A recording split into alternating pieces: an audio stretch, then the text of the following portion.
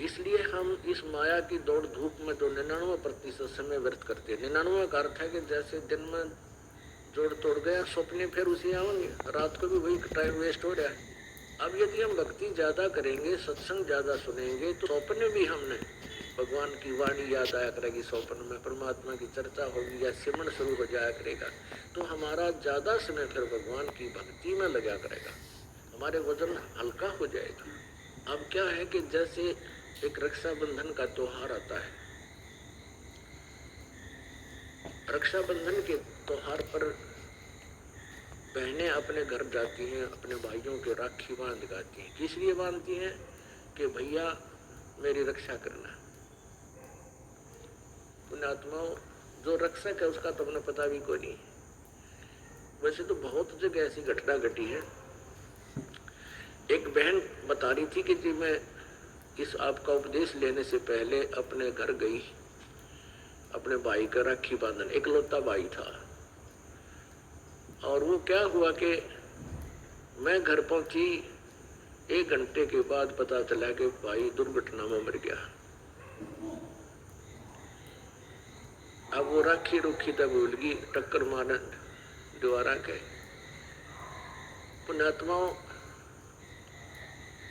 हम यही प्रार्थना करते हैं कि हमने सारे उल्टे विपरीत रास्ते अपना लिए। अब जो हमारी भी रक्षा करे, बहन की भी रक्षा करे, भाई की भी रक्षा करे, क्यों ना हम उस परमात्मा का राखी बांध जा, यानी उसकी शरण में आ जाए, उसका उपदेश ले ले। तो उस लड़की को ज्ञान हुआ, वह नाम लेगी तो औरों को भी समझाती है कि वे बेकती गुरु जी जो कहे सच्ची बात है। मैं इसी उद्देश्य से गई थी, मेरा भाई मेरी रक्षा करेगा, और भाई ये ना पाया मुझे, भाई की लाश आई मेरे सामने उसी रक्षाबंधन के दिन। तो परमात्मा हमारा सबका रक्षक है, हमने इसी को राखी बांधनी चाहिए, हमें और ड्रामेबाजी की कतई आवश्यकता नहीं है। हमारा जो त्योहार है ये सत्संग है, समागम हमारा त्योहार है, और ये महीने में 2-2 बार होता है, 3-3 दिन का होता है। ये त्योहार मनाओ। बाकी त्योहार क्या है? जैसे हम दिवाली मनाते थे, उसका उद्देश्य क्या था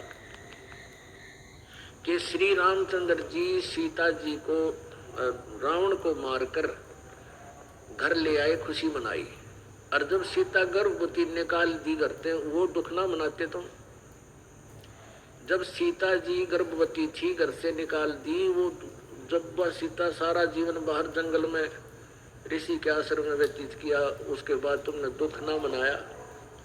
तो ये इस तरह की जो कहानियां, ये त्योहार हम बनाने शुरू किए, इनकी हमें आवश्यकता नहीं। अब होली क्या है? होली किस लिए मनाते हैं कि भगवान ने प्रहलाद भगत की उस दिन रक्षा की थी। फिर प्रतिवर्ष वो लाकड़ी फूकते हैं, होली मनाते हैं, क्या फिर रक्षा हो जाएगी आपकी? परमात्मा रक्षा ऐसे ही करेगा जैसे प्रहलाद भगत ने भगवान की भक्ति और सच्चे दिल से की थी। पिता भी मना करे था या भक्ति छोड़ दे, लेकिन अंश ने छोड़ी नहीं कि पिताजी आप गलत कह रहे हो, मार्ग यही सही है, परमात्मा ही हमारा दुख निवारण कर सकता है। इसी बात पे पिता पुत्र की बात बिगड़ गई है, लेकिन प्रहलाद भक्त बीज था, उल्टा नहीं हटा और अंत में विजयी हुआ। ऐसे ही आप जी ने ये भक्ति मार्ग मिल गया जो प्रहलाद के पास था, वो आपको मिल गई भक्ति। इस साधना को करो और मर्यादा में रहो, आपकी भी ऐसी रक्षा करेगा और कर रहा है। यहाँ हजारों की संख्या में ऐसे प्रमाण आपको दिखा दें जहाँ परमात्मा ने रह रहकर रक्षा की है, पल पल पर रक्षा की है। तो पुण्यात्मा, पहले तो हमने ये इस तरह के जो हमारे अपने आप हमने मकड़ी वाला जाड़ा पूर के इसमें आप फंस बैठे, इसको हल्का करो, इस तरह की ड्रामाबाजी बंद करो, और बीड़ी शराब मांस तंबाकू ये कभी भी नहीं छूना चाहिए। ये नर मनुष्य का आहार नहीं था। ये तो मनुष्य जो है ना पशु बना देता है। शराब जो है, तंबाकू है, कोई भी जो चीज है नशा करती है, और तंबाकू का प्रयोग तो बहुत बुरा बताया है। शराब पीना महादोष है, परस्त्री गमन दुराचार ये महाअपराध है, इस जीव के लिए हानिकारक है। रिश्वत लेना, चोरी करना, ठगी करना, ये इस तरह की जो बकवाद हमने लगाई, इनको हटाना है। क्योंकि जिस कहते हैं नाम खुमारी नानका चढ़ी रहे दिन रात, और भांग तमाकू छोतरा ये तो उत्तर जा प्रभात है। यानी जो शराबाजी का नशा करते हो, भांग का करते हो, या भूखी सुल्फा पीते हो, ये नशा तो कहते हैं सुबेरे समाप्त हो जाएगा। और भगवान की भक्ति का जो अमल है, ये नशा करके देखो। नाम खुमारी नानका, नाम का नशा दिन रात चढ़ा रहता है। परमात्मा के बिना में कुछ भी दिखाई नहीं देता। ये संसार असार नजर आ जाएगा कुछ दिनों में आपको, क्योंकि आपकी ज्ञान वाली आँखियां काम करने लग जाएंगी। जैसे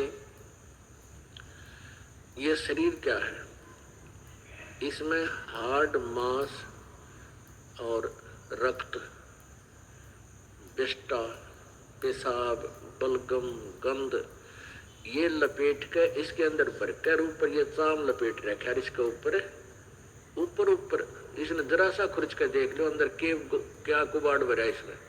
ये पालिश कर रखी है, हमें मूर्ख बना रखे। आपको कभी कोई कुत्ता मरा हुआ देखा हो सड़क के ऊपर एक्सीडेंट में, और उसकी आंतें इतने लंबे दूर तक पड़ी, और वो चाम सड़क के चिपक जाता है, गोपटट्टी कहीं निकल कर पड़ी हुई है।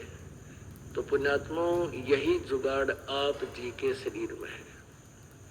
और हम इस काल ने हमारे को यहाँ इतना मूर्ख बना रखा है कि हम इसी शरीर के ऊपर लगे रहते हैं, इसके ऊपर हर तरह से श्रृंगार करने में, फंड करने में। परमात्मा की भक्ति अगर इस मिट्टी से कर ली तो यह मिट्टी सफल है, अन्यथा इस मिट्टी का कोई यूज नहीं।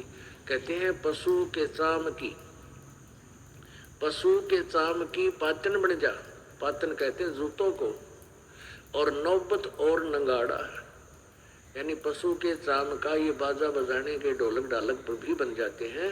लेकिन नरदे ही किसे काम न आवे, जलबज हो जा छारा, या मनुष्य का चाम तो ये भी काम न आवे। इतना घटिया है ये शरीर, यदि इससे परमात्मा की भक्ति नहीं की। परमात्मा की भक्ति भी सतनाम से, सच्चे नाम से, पूर्ण संत से उपदेश लेकर की जाए, तब इसकी सफलता है। तो कुछ दिनों के बाद आपको यह संसार बिल्कुल असार नजर आने लग जाएगा, आपकी ज्ञान वाली आँखियां खुल जाएगी। ये मिट्टी जो हमें मिली है, ये मनुष्य शरीर, ये सस्ता नहीं है। यदि इससे भक्ति की जाती है तो ये बहुत काम की चीज है। इसका एक श्वास कितना कीमती है। कबीर साहब कहते हैं, कहता हूँ कई जात हूँ, और कहूँ बजा कर ढोल, और सांस जो खाली जात है, तीन लोग का। संत रामपाल जी महाराज के आशीर्वाद से पूरे विश्व में 500 से